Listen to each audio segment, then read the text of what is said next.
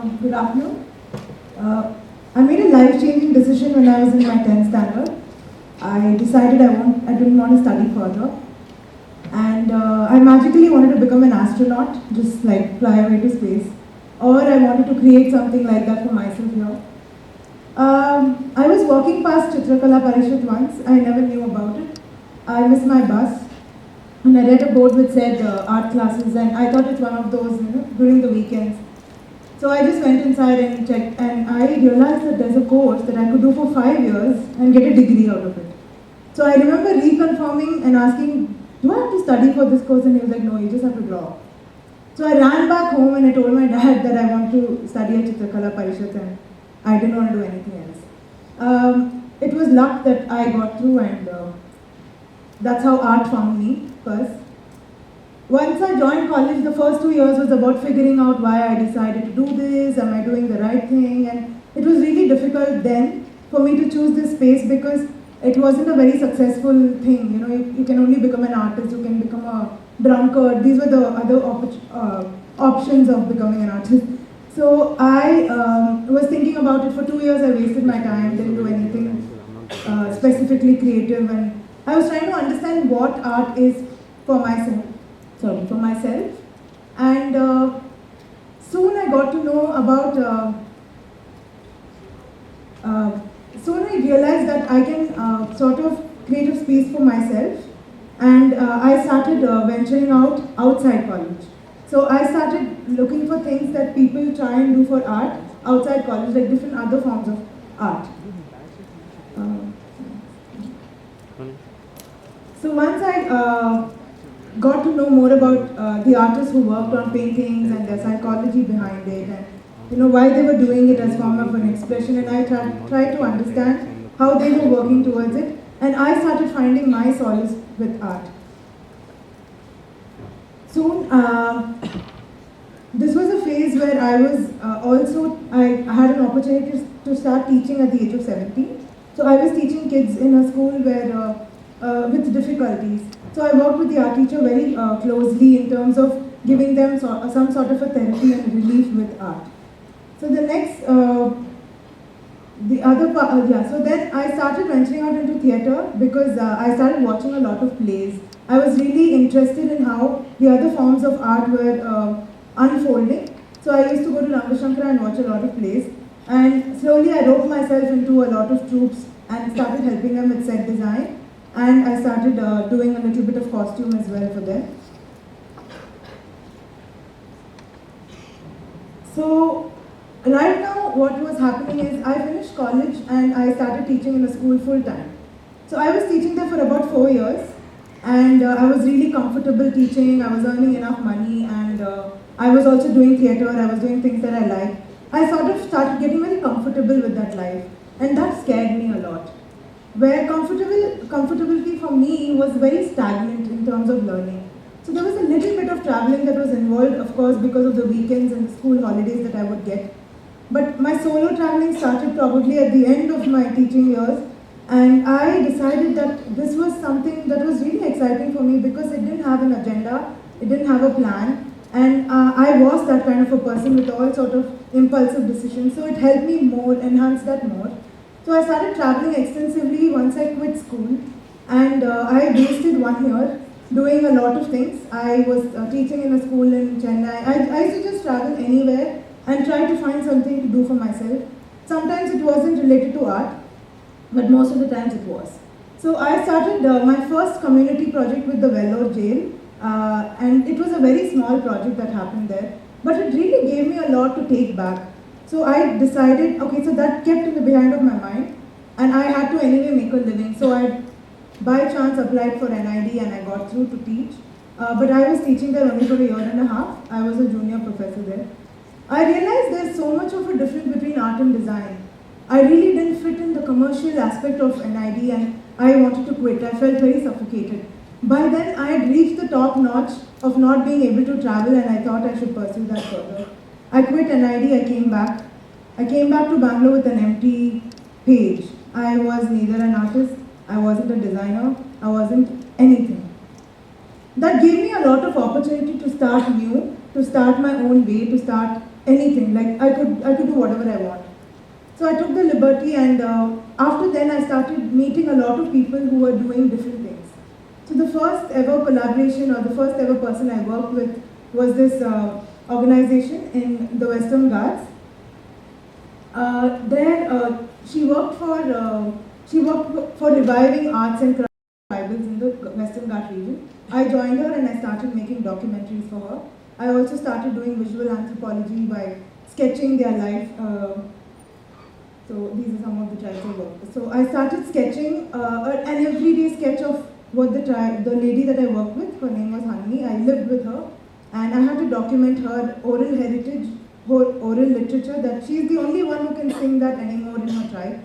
So I used to just sit with her and while away days with her. It was a very beautiful journey for me then, because I was already in a state where I didn't know what I was doing, but it let me be in that state. I was okay. I was getting comfortable being not knowing what I didn't want to do. So I started now mixing art and travel with wherever I went. I started making sketches of places I would see, and this is like the most common way of doing it. Slowly, of course, because even during college days, I used to not like to paint on canvases. I always wanted to paint something on much larger surfaces. I got myself into painting walls. It just started off as a initiative or a fun thing that I did with my friends, and I didn't know I would be a professional wall painter a few years later. So this was a wall I painted in Varanasi when I traveled. These were a group of boys that were rescued from a train. They were getting kidnapped and stuff like that. So I painted a wall with them, and I started personalizing art now. Soon I started painting, spending time with the people who wanted a wall painting in their house, and I would probably spend 2 days with them and try to find out what is it that they really aspire to have or want to wake up to. This is my niece, and it was really fun working with her because she was 12, and it's the most confusing age, everybody knows. She was trying to tell me or help me visualize her room, so it was a really interesting journey for me, and I started applying it for others as well. Soon I started painting, collaborating with other wall artists, getting to know them and getting to know their journeys. And we started coming together to paint government schools because we used to always have a lot of paint left. So we thought it would be the best to use it for something good. We started painting government schools, and sometimes it was as basic as repainting their blackboard. This was an important project in Bombay. It was for Salam Balak, and it was a 120 feet wall. And we all painted together. It was a home for the shelter for the homeless children. And this amazing part is I painted it, and the wall fell down after a week. And then I had to go back and then spend again another week with them and paint it with them. This is a wall on Church Street. So I was getting into a groove where I was sharing my art now with people who wanted to paint with me, people who expressed their feelings about art, people who felt it was very new, and it was nice being part of their experience of making it first time for them. So it was really important that I started to concentrate more on dealing with more people in my artwork, in the sense of them collaborating with me. So I got this beautiful opportunity while I was doing this to travel by truck from Hyderabad to Kashmir. And it was a 22-day journey that I went on a truck journey with another traveler and two of my amazing inspirations, who were the truck drivers. I spent 22 days in the truck, sleeping in the truck, eating wherever we ate, like any dhaba, any place we stopped. And it was so important for me to realize that, their lives were so difficult. I knew I had a home to go back to. I knew I had a very comfortable room to live in. These guys have really set up the truck as their house. But, like a lot of times people were asking me how comfortable it is. They were really worried about my comfortability. But it was actually more comfortable than a Volvo, to be honest. I would sleep at the back because we were carrying a lot of relief material for Kashmir. And there were a lot of woolen clothes, and they were really packed in nice cloth. So I would set up a sort of a comfortable bedroom for myself at the back of the truck. And it was a very interesting journey, and it came at a very important part of my life. Just before this journey, my MacBook, my iPad, my camera, my sketchbooks, my stationery, everything got stolen. So again, I had to start fresh. So this refresh button kept happening in my life. This story that I'd like to share, where I learned the most in this journey. We were stuck in between Jammu and Kashmir for about 3 days in the same place. Because Kashmir has two capitals. They have a summer capital and a winter capital. So when we went, unfortunately, they were shifting their capital to Jammu because it was winter. And the trucks were the only vehicles that were stalled. For about 10 kilometers, we had over 1,000 trucks that were stalled. And for 3 days straight, we had nothing to do. We were not prepared for it. We didn't have food. So we would borrow things from other truck drivers. We would all meet up for chai. We would all meet up to have a conversation. And it was so beautiful because they were so inquisitive about why I was traveling in a truck as well. There wasn't even a single girl, to be honest. And it was a difficult situation where I didn't have a place to probably, use the bathroom or stuff like that. So it was a very challenging situation, yet there was so much to learn from. There was so much of acceptance. There was so much of things that I didn't plan of. So I really was more excited about that. Of course, all this got over and we reached Kashmir and we realized what a tiny bit of help we've done for them. And all the hoo-ha that was happening outside about a girl traveling in the truck and all that was happening. And you really get to know what your space is when you reach there. We've hardly done anything for them. But the journey was very important for me and what I learned from the truck drivers was very important for me. So, another interesting thing that happened in my life was to be a part of a documentary with transgenders. The documentary just got over in 2015 November and we shot for about 3.5 years. It has taken me 3.5 years to realize that I didn't want to be dissociated with them after the documentary. And the other project that I'm working on right now, or I worked on before, was that I was part of this journey called the Road Trip Experience. And I realized there that collaborating or sharing your ideas with people or making them part of yours was very important. Until then, I was a little unaware of the fact that people were ready to help or were ready to come forward. And I was really underconfident about sharing what I was doing. So the road trip experience was a fantastic platform and it really changed my life in terms of getting people on board, in terms of meeting people who are like-minded. And this was a boat that we painted at the border of Bangladesh. It was a place called Doki, and we were just camping around the river and we were just chilling, and we just realized there were some fishermen, and we just decided we'll paint a boat. So all of us painted a boat. This was my recent collaboration with a Hungarian photographer. We're doing a stop motion in Goa in a ruined house. So I started now working towards a lot of community projects for social change and started painting walls for awareness. So now it was important for me not only to just paint a wall, I could paint a wall and just leave. But it was important for me to let them know why I was doing this and why they should be a part of it, because it was important for me for their participation in this. So when I started my recent project, which is Aravani Art Project, it's with the transgenders. I've been working with them since a month now, but I'm getting back to this project. This is a project I worked in Nepal last year in December. I did a community art project in Nepal for the people for the earthquake victims actually. This was a village called Kokona, and it was one of the worst affected areas. So this was one of the tanks that didn't get destroyed. This is where people come meet and fill up water for their houses. I also did a wall painting with the school kids in Nepal. So and it was a very simple concept of kindness. And there was so much to learn from me rather than them. I don't know how much they learned from me, but I took a lot back. So another story about Alif and his enthusiasm for painting. So I was in the village for 3 days, but I used to travel from Kathmandu till there.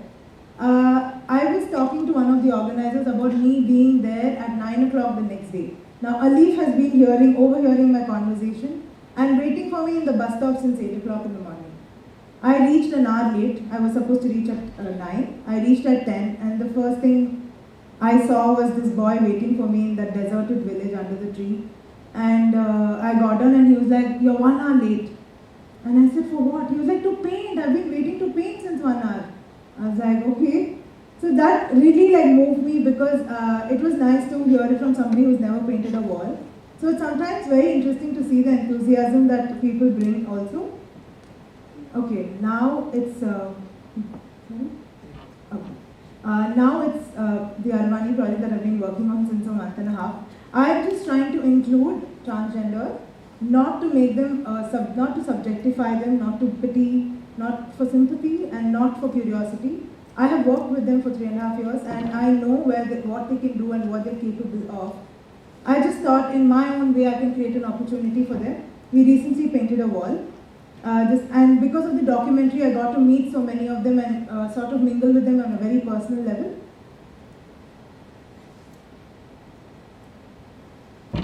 So my idea was to try and bridge the friends that I have, to start with my friends first, to sort of sensitize them about their culture and to sort of bridge this gap that's happening. A lot of people want to work with them, a lot of people want to talk to them, but they don't know how.